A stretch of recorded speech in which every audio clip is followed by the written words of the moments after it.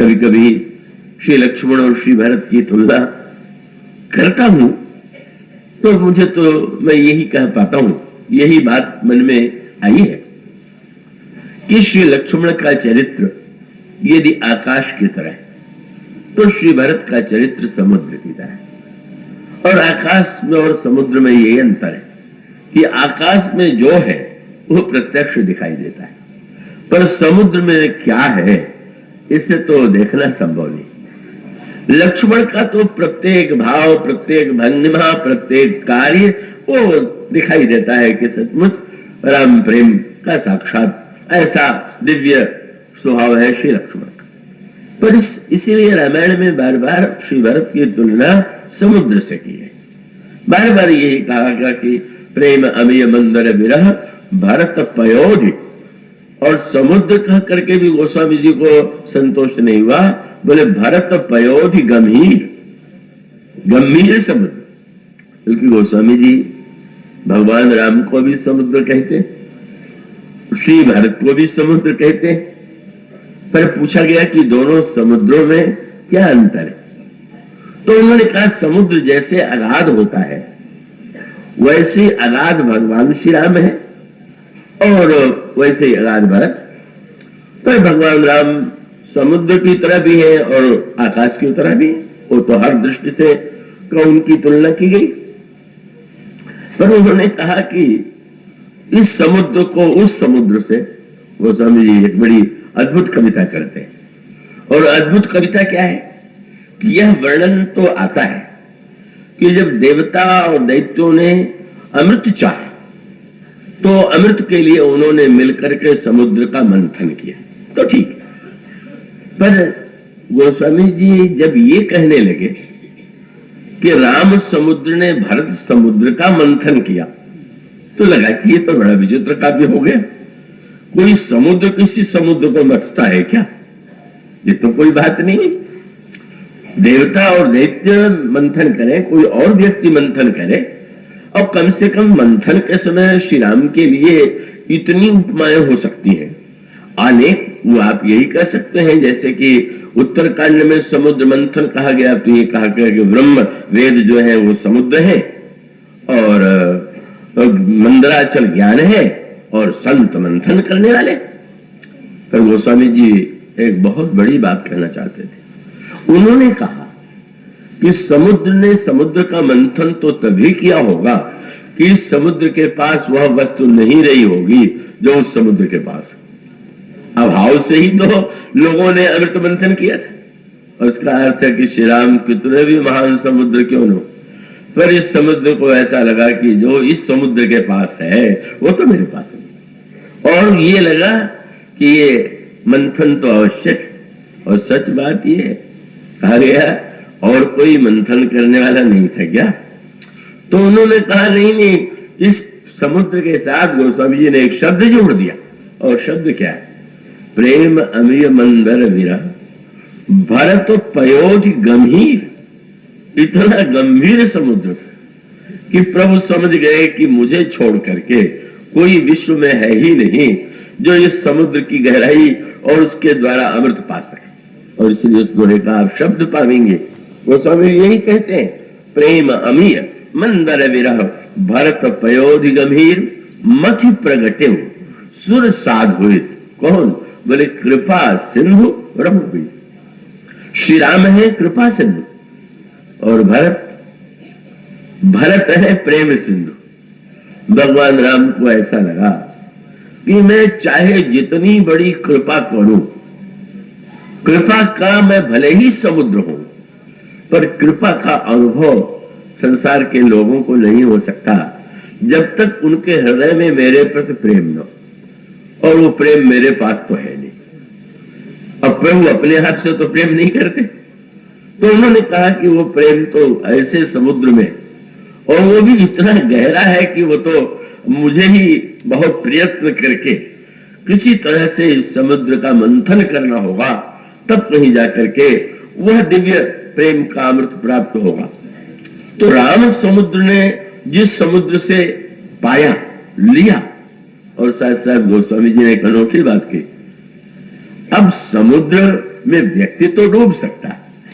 पर गोस्वामी जी कहने लगे, गोस्वामी जी कहते हैं कि जिस समय श्री भरत, आप देख लीजिए सचमुच श्री भरत कितने गंभीर समुद्र हैं कि बड़े बड़े विवेकी, बड़े बड़े मंथन करता, बड़े बड़े व्यक्ति जो है वो इस समुद्र को तो कभी भी मथ नहीं पाए। और वो उसका प्रत्यक्ष प्रमाण आपको मिलेगा। जो व्यक्ति उनके विषय में उनकी क्रियाकलापों को देखता है उसके मन मस्तिष्क में उल्टी धारणा आती। सर्वत्र ये दिखाई दे रहा। अगर श्री भरत चित्रकूट प्रभु को मनाने जा रहे हैं तो भगवान राम के प्रिय सखा निषाद राज युद्ध के लिए तैयार हो जाते हैं और वो तो यही कहते, तेरे जो पे जियन हो तो कुटिलाई, तो कत की लीन संग कटकाई, जान ही सानुज राम ही मारी, करो अकंटक राज सुखारी। मैं समझ गया महान कुटिल ये व्यक्ति है।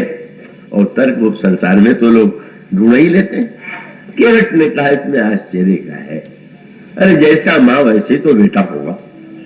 क्या कैकेयी का बेटा है, कैकेयी फरई की कोदो बाली सुसाली, मुक्ता प्रसव के सम्मुख खाली। तो वो तो कुछ नहीं, क्या वो घोंगी जो है मोती को जन्म दे सकती है? ये भरत, इसका अभिप्राय है इतना बड़ा भक्त श्री राम ने जिसे सखा कह करके पुकारा हो वो तो भरत को नहीं समझ पाते। और उसकी बात तो जाने दीजिए, वो श्री लक्ष्मण, उनकी प्रशंसा के लिए तो कोई शब्द ही ऐसे नहीं कि जो कहे जा सके। पर वो लक्ष्मण जी ने जिस समय प्रभु बैठे हुए हैं चित्रकूट में, आकर के किसी ने कहा भरत आ रहे हैं, तब तक के विचित्र दृश्य दिखाई पड़ा। खग मृग विकल प्रभु भूरी भागे, पशु और पक्षी घबराए हुए प्रभु के आश्रम में प्रविष्ट होने लगे। विकल प्रभु आश्रम गए। क्या परिणाम हुआ, क्या बात है, ये पशु और पक्षी और वो सारे इस आश्रम में क्यों आने जा रहे हैं? तो फिर कोल के रातों ने आकर के कहा, एक आयस कहा बहोरी, सेन संग चतुरंग न थोरी।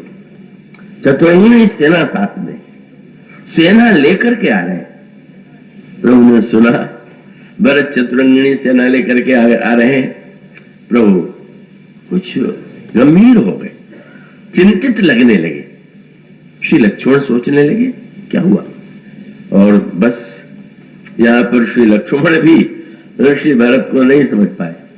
उन्होंने, गोस्वामी ने लिखा, जो ही प्रभु ने सुना कि चतुरंगिणी सेना लेकर के आ रहे हैं तो प्रत्येक व्यक्ति यही कल्पना कर सकता था, ठीक है, कि सेना तो लेकर के व्यक्ति युद्ध के लिए जाता है, किसी को मनाने के लिए कोई सेना लेकर के गया हो ऐसा तो कभी विश्व के इतिहास में सुना नहीं गया। मंदिर में भी जाते हैं प्रणाम करने तो अस्त्र शस्त्र छोड़ करके जाते हैं। कोई अस्त्र शस्त्र लेकर के इस तरह से मनाने जा रहा हो, ये तो एक बिल्कुल असंगत सी बात थी। और इसलिए वो श्री लक्ष्मण ने गणित किया। भगवान राम, वो तो रामायण में एक बात कह दी गई, भरत चरित्र कहना संसार में सबसे सरल है। ये ना समझिएगा भरत चरित्र कहना बड़ा कठिन है।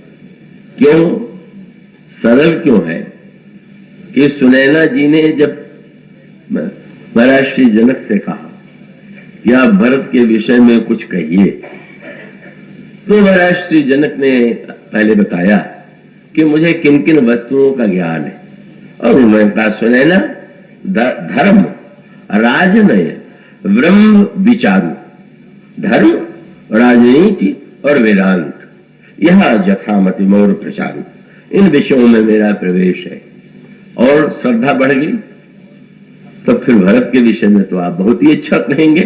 उन्होंने कहा कि वो नहीं। क्यों? बोले, सो मति मोरी भरत महिमा ही कही काह छल छुअत न छाए।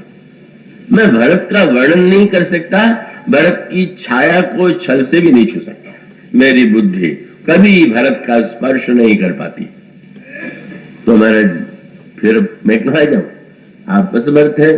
अब उन्होंने गिनाना शुरू कर दिया। बोधि, गणपति, सबका नाम गिनाते हुए कह दिया कि कोई न सरस्वती कर सकती है, न ब्रह्मा कर सकते हैं, न शेष कर सकते हैं। अब कोई वक्ता ये कहे कि मैं नहीं कर सकता हूं, यहां तक तो ठीक, पर संसार में सारे वक्ताओं का नाम गिना जाए, कोई नहीं कर सकता। तो सुनैना जी ने कहा कि महाराज क्यों? तो उन्होंने कहा श्री भरत को पूरी तरह से जानने वाला व्यक्ति संसार में कोई नहीं। तो फिर उनका हाँ एक जानने वाला है। कौन? उनका बस केवल राम जो है वही भरत को ठीक ठीक जानते हैं। तो महाराज फिर जब सारे वक्ता असमर्थ हैं तो फिर मैं श्री राम से ही भरत के विषय में कुछ कहूं, सुनूं। तो जनक जी ने कहा ऐसी भूल मत करना। क्यों? बोले भरत महामहिमा सुन रानी, जान ही राम न सका ही बखानी। वे भी नहीं कर सकते तो बड़ा सरल हो गई, बस रहस्य है। तो ऐसी परिस्थिति में आनंद ही आनंद है। इसका आनंद है कि भाई अब अपनी अपनी उड़ान अपने समझ से जितना समुद्र में से कोई नन्हा पात्र हो या कुछ बड़ा पात्र हो, जितना ले सके ले ले, और समुद्र तो समुद्र ही रहे। तो वस्तुतः श्री लक्ष्मण जैसा व्यक्ति भी वो तो श्री भरत के विषय में भगवान राम जो ही सुना कि भरत सेना लेके आ रहा है, प्रभु चिंता तो हो गए। जो ही सुना वो स्वामी जी ने लिखा, फिर वो सोचने लगे। वो स्वामी जी कहते हैं भरत सुहाव समुझ मन माही, प्रभु चित हित ठिति पावत नहीं। भरत के स्वभाव की याद प्रभु को आ गई। समझ गए क्यों आ रहे हैं। समझने में तो वो तो जानते ही, भरत को तो केवल वही ठीक ठीक जानते हैं, समझने में विलंब नहीं लगा। पर सोचने लगे स्वभाव की क्या याद आई। जैसे कोई व्यक्ति आपसे रोज नित्य मांगे तो आप कुछ दिन में उब जाएंगे तो मांगते ही रहता है, नहीं कर लो। पर कभी किसी ने आपसे जीवन भर न मांगा हो और आपसे कुछ मांगे तो शायद वो कोई कृपण शिरोमणि उसको संकोच न लगे, पर कोई सभ्य व्यक्ति होगा तो यही सोचेगा कि भाई इन्होंने तो कभी कुछ मांगा नहीं, तब इनको नहीं कैसे करें। समझ गए मुझे लौटाने आ रहे हैं, समझ गए सेना लेकर के क्यों आ रहे हैं। ओ कितनी ऊंची भावना है, केवल प्रभु समझ पाए।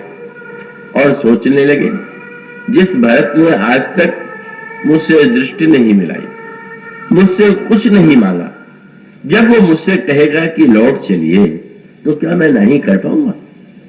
क्या मेरे लिए संभव है कि मैं भरत के सामने कह सकूं कि भरत मैं तुम्हारी बात नहीं मानूंगा? इसलिए गोस्वामी जी कहते हैं भरत स्वभाव समुझ मन माही, प्रभु चित हित ठिति पावत नहीं। क्या करूं मैं? और इतनी मीठी बात गोस्वामी जी ने लिखा कि अंत में प्रभु समझ गए कि मुझ में ये शक्ति नहीं कि मैं किसी भी प्रकार से भरत की मांग को टाल सकूं। मैं भरत को नहीं कह नहीं सकता, ये निश्चित। तो फिर क्या होगा? रावण वध, ये राक्षसों का वध, सारी देवताओं की समाज की समस्या, ये कैसे होगी? और तब गोस्वामी जी ने एक अनोखी बात कही, समुद्र में कोई जाए तो समुद्र तो डुबोएगा ही, किंतु ऐसे समुद्र की कल्पना कीजिए कि जो डुबेने की शक्ति भी जिसमें हो और साथ साथ वो चाहे तो किसी को उबार भी ले। तो प्रभु ने जब अनुभव किया कि मैं तो डूबा तो सोचने लगे अब किस सहारे से बचे। और गोस्वामी जी की अगली पंक्ति बढ़ी है, गोस्वामी जी का समाधान। एक क्षण में प्रभु को होता है कुछ नहीं, कुछ है क्या, हमने व्यर्थ की चिंता पाल लिया। क्या हुआ महाराज, क्या आपको समाधान मिलेगा? बोले समाधान तब भा यह जाने भरत कहे मां। भरत केवल मेरी आज्ञा का पालन करता रहा है, ये मैंने कल्पना ही कैसे कर दी कि आज तक आज्ञा का पालन करने वाला मुझे आज्ञा देगा। मैंने भूल कर दिया ये सोचकर, जिसने आज तक मुझसे नहीं कहा आज भी नहीं कहेगा। और सोचने लगे समाधान तब भाई जाने भरत कहे मह साधु सयाने। और भरत तो साधु है, रामायण में किसी को अगर साधु कह दिया जाए, संत तो रामायण में अनेक है, लेकिन साधु जो है वो तो श्री भरत। ये श्री भरत के लिए, कुछ हनुमान जी के लिए और श्री भरत जैसे पात्रों के लिए ये साधु शब्द जो है, जिसको सर्वोत्कृष्ट मानते हैं प्रभु, उसके लिए भाई भरत कहे वह साधु। अरे भरत तो साधु है, और साधु का कार्य तो यही है कि परोपकार वचन मन काया। यही साधु का स्वभाव है कि जो पर कार्य का को बनावे तो वो तो साधु है। उसके द्वारा किसी का कोई काम बिगड़ सकता है। और साथ साथ तीसरा शब्द सयाने, भले ही वो बोलते न, पर इतना सयाना, इतना चतुर कि वो मुझे जितना, बस भगवान राम को जितना भरत जानते हैं उतना कोई नहीं जानता, और श्री भरत को श्री राम जितना जानते हैं उनको कोई नहीं जानता।